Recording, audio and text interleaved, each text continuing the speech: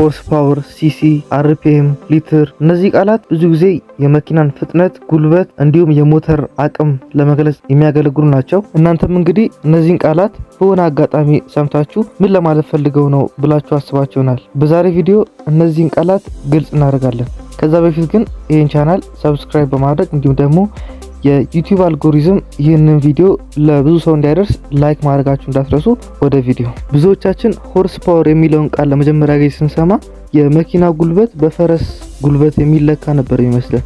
ነገር ግን ምንም አይነት ግንኙነት የለውም።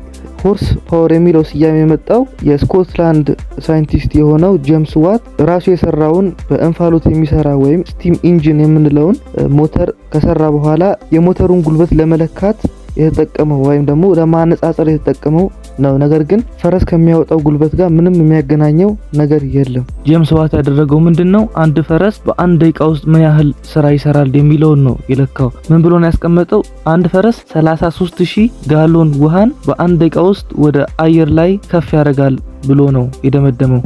ነገር ግን እዚህ ጋር ካስተዋላችሁ ሆርስ ፓወሩን ለመለካት ቶርክን በአርፒኤም ወይም ሪቮሉሽን ፐር ሚኒት ማባዛት ይኖርብናል ማለት ነው። ለዚህ ነው መኪናዎች ሆርስ ፓወሩን ለመለካት ዳይናሞሜትር ወይም ደግሞ ዳይኖ የሚጠቀሙት። ይህ ዳይናሞሜትር የምንለው ተሽከርካሪው ላዩ ላይ ተቀምጦ በፉል ሬንጅ በሚነዳበት ጊዜ የመጨረሻውን ኃይል ኮምፒውተሩ በማባዛት ወይም ካልኩሌት በማድረግ የሚሰጠን ሆርስ ፓወር እንላለን ማለት ነው። ስለዚህ ሆርስ ፓወር የምንለው ስያሜ ምንም ከፈረስ ጉልበት ጋር የሚያገናኘው ነገር ባይኖርም አሁን ላይ ፓወር ለመለካት ወይም ደግሞ አንድ ስራ በምን ያህል ጊዜ ውስጥ ተሰርቶ ያልቃል የሚለውን ለመለካት ጥቅም ላይ ይውላል።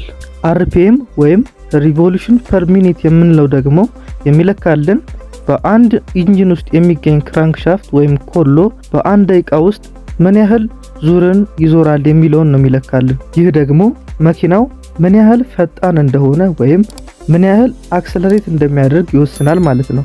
ምክንያቱም ሆርስ ፓወርን ስናባዛ አንደኛው የምንጠቀመው ሪቮሉሽን ፐር ሚኒትን ስለሆነ ማለት ነው። አሁን ደግሞ አንድ ኢንጂን በሲሲ ወይም በሊትር ሲገለጽ ምን ማለት ነው የሚለውን እንመልከት። በአንድ ሞተር ውስጥ ያለው አንድ ሲሊንደር በውስጡ የሚይዘው የአየርና ነዳጅ ቅልቅል የሚለካው በሊትር ነው። ለምሳሌ 1390 ሲሲ ወይም ኪዩቢክ ሴንቲሜትር የምንለው ኢንጂን በሊትር ሲገለጥ 1.4 ሊትር ይሆናል። ለምሳሌ ይህ ኢንጂን ባለ 4 ሲሊንደር ኢንጂን ነው ብለን ብንወስድ እያንዳንዱ ቤት አስተዋጽኦ የሚያደርገውን ሲሲ ለማወቅ ከፈለግን 1400 ሲሲውን ለ4 እናካፍላለን። ይሄም ውጤቱ 350 ሲሲ ይሆናል ማለት ነው። እዚህ ጋር 1000 ሲሲ ከ1 ሊትር ጋር እኩል እንደሆነ ማስታወስ እፈልጋለሁ። ሁለተኛ ምሳሌ 3 ሊትር ኢንጂን ስንል 3000 ሲሲ እንደማለት ነው። ሆርስ ፓወር፣ አርፒኤም እና ሲሲ ላይ መኪናን ለመረዳት የሚያስችል ትንሽ እውቀት አግኝታችኋል ብዬ አስባለሁ። ይህን በመሳሰሉ በሌሎች ቪዲዮዎች እንገናኛለን። እስከዛው ድረስ ባይ ባይ።